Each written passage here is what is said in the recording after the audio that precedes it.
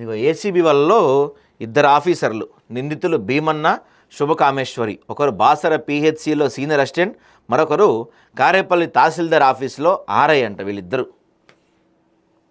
నిన్న ఒక చోట నేను ఒక చదివా ఒకటి.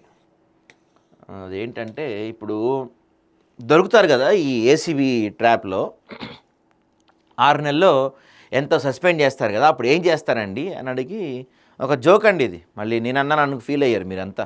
ఏం చేస్తారండి అంటే ఆ 6 నెలలు ట్రైనింగ్ ఇస్తారంట వీళ్ళకి, ఇంకోసారి ఏసీబీకి ఎలా దొరకకూడదు అని. ఓకే, ఏసీబీ పట్టుకున్న వాళ్ళని సస్పెండ్ చేసి ఏం చేస్తారు సార్ అంటే 6 నెలలు సస్పెండ్ చేస్తారు కదా సార్, 6 నెలలు సస్పెండ్ చేసి ఏం చేస్తారంటే 6 నెలలు ట్రైనింగ్ ఇస్తారంట, ఇంకోసారి ఎలా దొరకకూడదు. మరి 6 నెలలు ఆఫ్ శాలరీ ఇస్తారు కదా సార్, ఎలా సార్ అంటే 6 నెలలు ట్రైనింగ్ ఇస్తారంట, నెక్స్ట్ వచ్చిన తర్వాత దీనికి డబుల్ ట్రిపుల్ ఎలా సంపాదించాలో అని. నిజంగా, ఎందుకంటే ఈ ఏసీబీ వలలో అని మనం రోజుకు ఒక వార్త అన్నా చూస్తున్నామా లేదా చెప్పండి. ఎన్ని వలలు వేశారు ఇప్పటి వరకు? మరి వలలు వేసిన వాళ్ళు ఎంతమందిని సర్వీస్ నుంచి రిమూవల్ చేశారు? ఆ స్థానంలో కొత్త వాళ్ళకి ఎంతమందికి ఉద్యోగాలు ఇచ్చారు? ఎంతమందిని అరెస్ట్ చేశారు? ఎంతమందిపై చట్టపరమైన చర్యలు తీసుకున్నారు? ఇవేమీ మనకు కనపడవు. వీళ్ళు ఏదో ఒకటి మేనేజ్ చేస్తారు, అక్కడ డబ్బులు ఇచ్చో ఇంకేదో చేసో మేనేజ్ చేసి 6 నెలల్లో పోస్టింగ్ తెచ్చుకుంటారు, అంతకు మించి సంపాదిస్తారు. ఎంతమందిని చూసామండి సర్వీస్ నుంచి రిమూవల్ చేసిన వాళ్ళు మనం ఇప్పటివరకు?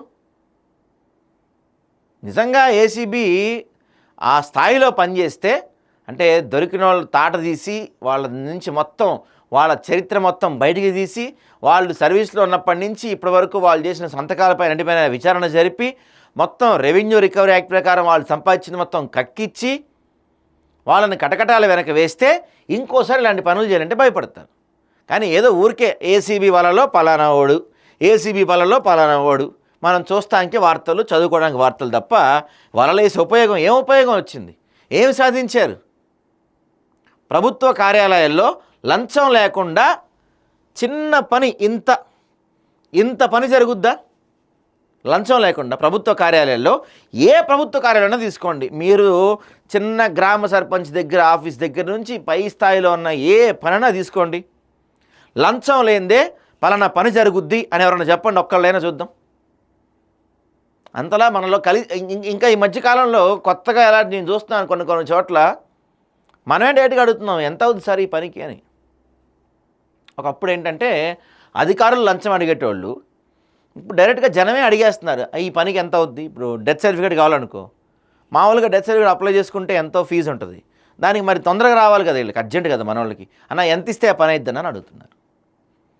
నిజం, జోక్ కాదు, ప్రతి చోట జరుగుతుంది. లేదు ఇది మీరు అందరూ ఎక్స్పీరియన్స్ చేయలేదు ఇది. గవర్నమెంట్ ఆఫీస్కి వెళ్ళి మీరే అడగట్లేదా ఎంత ఇస్తే ఈ పని అయిపోద్దన్నా అని?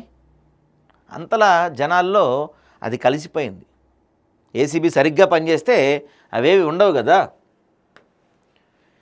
అవినీతి నిరోధక శాఖ అధికారుల వల్ల ఒకరోజు 2 ఆఫీసర్లు చిక్కారు. ఇందులో ఒకరు జి భీమన్న కాగా మరొకరు